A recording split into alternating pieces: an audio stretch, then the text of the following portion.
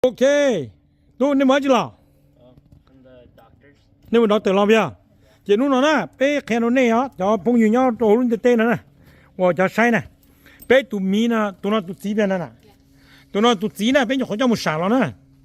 họ tụi nó tụi mỏ nè, chỉ ao tụi nó chỉ chỉ sản chỉ,有么咪nhỏ chỉ,有chạy support rồi bé nhỏ xe chỉ bé một sản, chỉ ao tụi nó bé một sản lúc nó giờ trổ qua bé bồ là nè, cái này sản mi cho bông nhá,但是mà chúng mình cho mi nó lo. Nó tỏ cho nào nó chê cho mí nó cho nào nó lo chê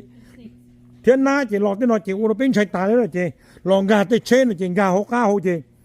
mua tới chê nó cho sải chê tu ta đấy nó chê lấy một cho nó chê mà nó chê tu ta tại cho mùng à nó tỏ mấy á giờ buổi nó giờ tu nó gà quá ta bắt cứ nó gà mới chê một chôm một tay nào ok nó một chôm mà nó chê ta xin nó vô trong tu á nụ tuần đại bơi thì sắm lọt tê cho mình cái tim ông nhom lọt tê nha là tê thật tê okay top pro nữa bây giờ okay you ready so chơi mùng nữa em mùng ngà có trái và những ngà thôi mà chỉ tàu lùa đấy mùng ngà tôi chứ ok một tí mà tàu lùa này chủng ngà những ngà nàyนี่bao những ngà giờ chỉ hết vậyนี่là từ một chua một tê mà nó sẽ bầm mà đó chế dùng một tê lên nó một chút một tê chế, tại sao nó lúc bán chế kia là cái tàu nó chế bé lúc chế nó mò nó chế nó đó chế tu ngà trái những ngà tu đó chế cho nó mà giờ củ trá cho mình nhỏ nó chế tàu có này củ trá nó củ chủ tết kia này, đâu có ready mà, ok, bé một tí chế chúng mình những ngà bé tàu luôn nó chế tại sao chế ước số kia nữa, ok. Thì nên ba sẽ một bé một chỗ để chả đó.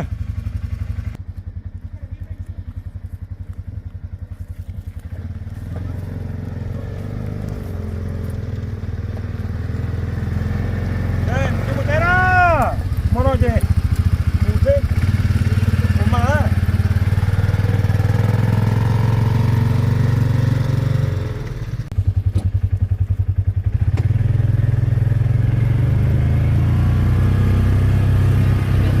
Trộn đu nữa, nếu trộn đu thì tiền chỉ biết một chút một tí á.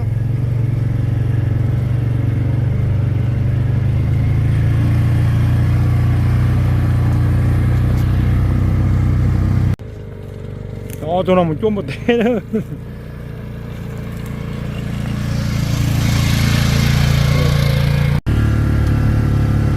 Nếu trộn đu thì tiền là gì? Đấy một chành nữa, muốn chưa bố cả sao? Bây giờ xếp của mà nó đây là xe đó còn cô được chưa giờ tốn tu mà nu giờ cô này nó sáng đầu tê rồi nên cho tìm đầu tê chị nu cái tàu chị đây đó đó mẹ không như mong ơi cha nó chị một đầu tê thế này nu cái bông giờ là bông khó mà cái chỉ tàu tốn tu để bên có một tay bó tí rồi thì cho hai đồng tí rồi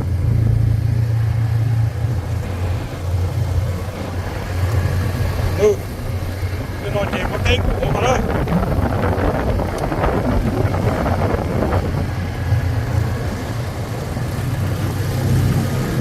cái cô mà lúc cái tên là không có đâu chẳng có nhớ lên từ chúng một cái lúc thì có xếp to lên đó nhá cái tên là nào lúc cái tên là không có đâu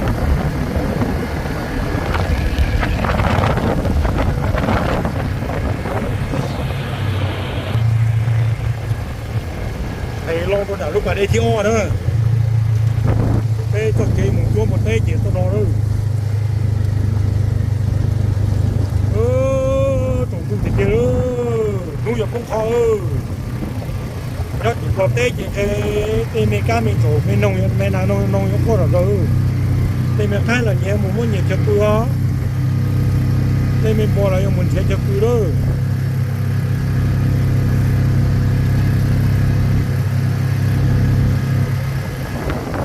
Là kia lúc mà tụi cứ đèn đó nè tụi cứ đèn là phải chở khó cái đợt chút xong nó được còn muốn đây thế này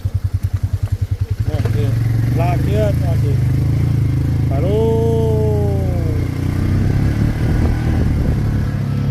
thì lâu nó trả luôn chờ cho một tay nữa 那是用你老公太多整太保证更高。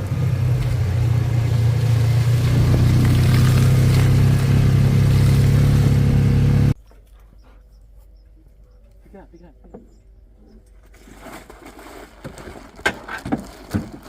对，别肚子闹，别穷打闹闹呢。Hey, keep it down, okay? The hawks are hiding down there. Open that up. Open that up right here.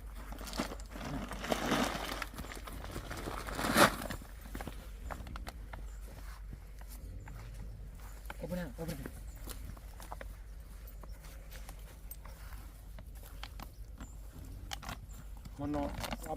Nó gì cho bất kỳ cái ta ha.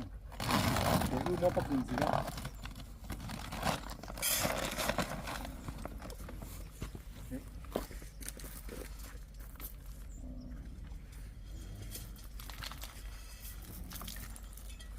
Okay.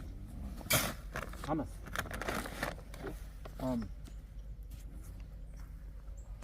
Move. You okay? When I go down there, you hang this up to me, okay? I'm gonna go clean up that crap and I'm gonna put fresh coin in there, okay? Well, and you gotta come home, help the door, okay?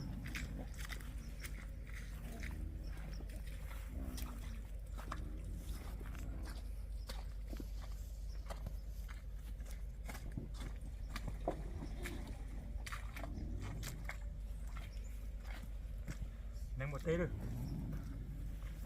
Okay. Hey, give me that. Hold on. Give me that thing first. Yeah. Why? Đó bất cứ nữa nè. Nếu ý nhiều cố rồi nè. Chỉ mua chỉ chuyên nhận nó bất cứ nè. Cho bất cứ cũng là chuyên nó lên nó cho chị chia. Thì cuối tao muốn lúc nào clean up lại chạy cho nó phải.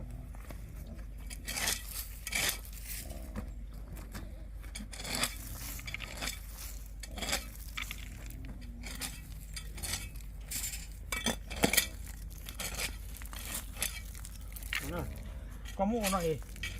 nhưng muốn nó là cái chứ ok số nó cho bất cứ nó cũ rõ gì nó số nó những muốn tôm mất khánh nào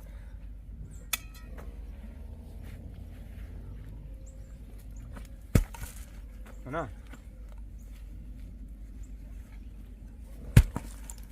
vô đi nó chị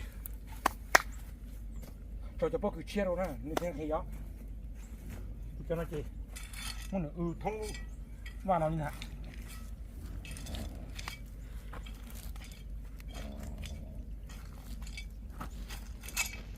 một tay thì nó cho có cái chết ra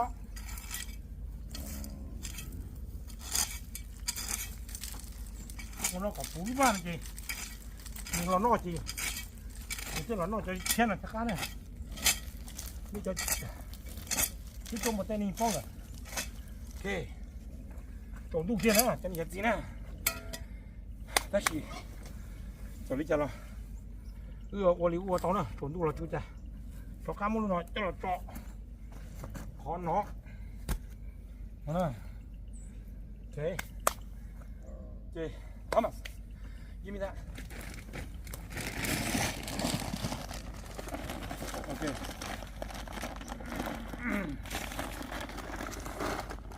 okay get in and hold the door cho nó bất cứ chiếc chén gì biết ui nó từng đua nè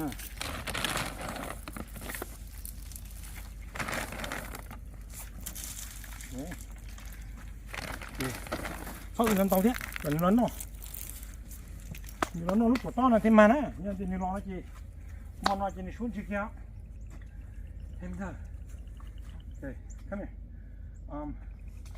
hold the door okay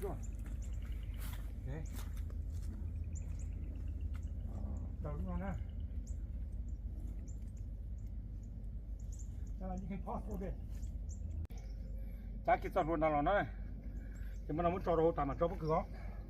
cho nè ok một còn rút nó ok đó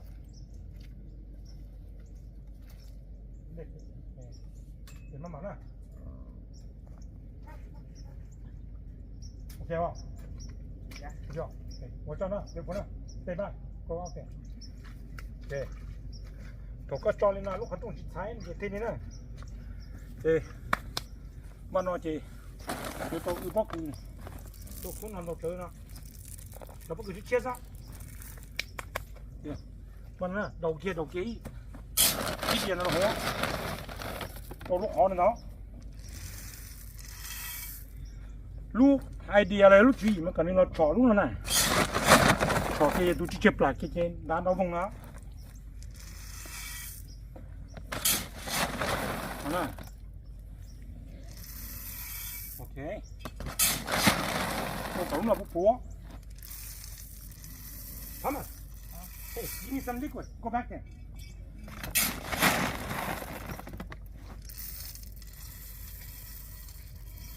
ok nếu nó non là chỉ nếu chụp phỏ lúc đó thế mới cho bất cứ chiếc này tròn này nó cái gì nếu cho bao thì cho nó cho cao chỉ give me some liquid here just give me now okay alright cho cua nó nè cho cua nó mặc thế nào ít tụi mình cắt theo cua thì cho cua nó là cua chính gray mà thì có mỗi cho nó cho là một chúa rồi cho bất cứ thế nào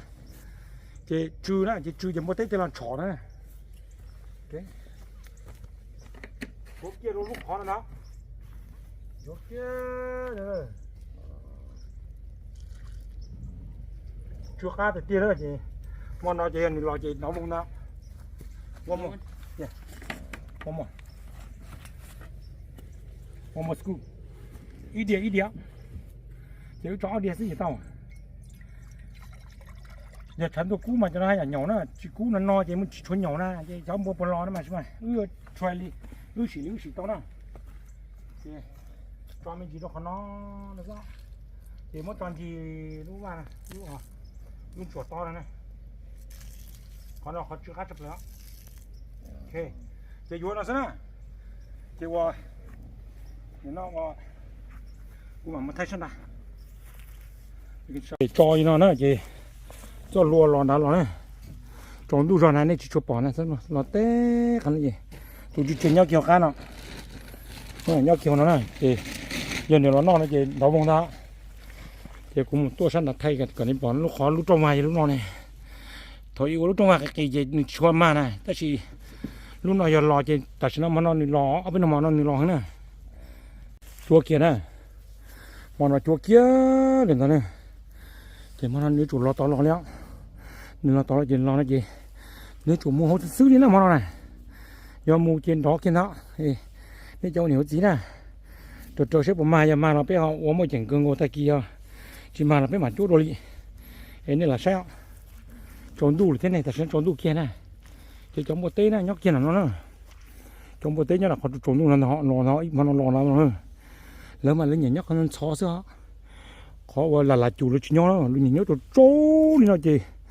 lớn lo chị lo thái chấm muôn thế thì chúng muốn nó thằng nó biết cho bất cứ nè biết cho nó thế này chứ nếu chúng muốn hậu liá chúng muốn khó chơi chúng muốn nó muốn hậu liá là chỉ nó non gì thì chỉ khí chịu chỉ nó là lưu ta này thì xin chỉ đó nè ấy này cháu vào nhà cháu tí nè này sắp bọn gì chơi một nhảy lúc trước bác của một subscribe nè ok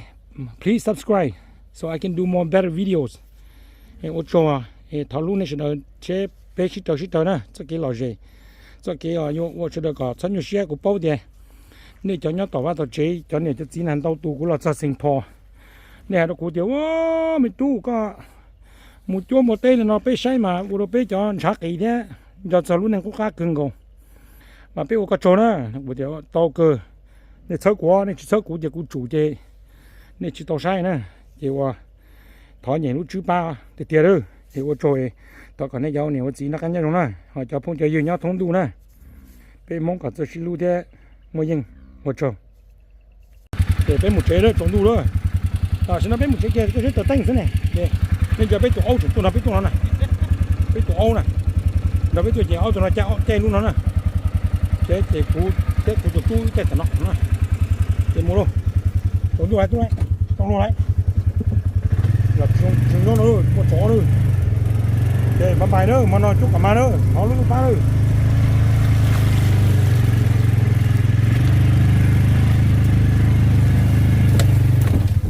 đuôi coi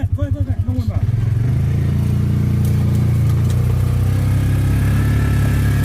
tàu du kia là gì tua nữa các chị mày mua chế cái tàu tua đó cái tàu luôn đó là nó có chỉ mua chế trong chế nó tua đây là nó chỉ nhua đó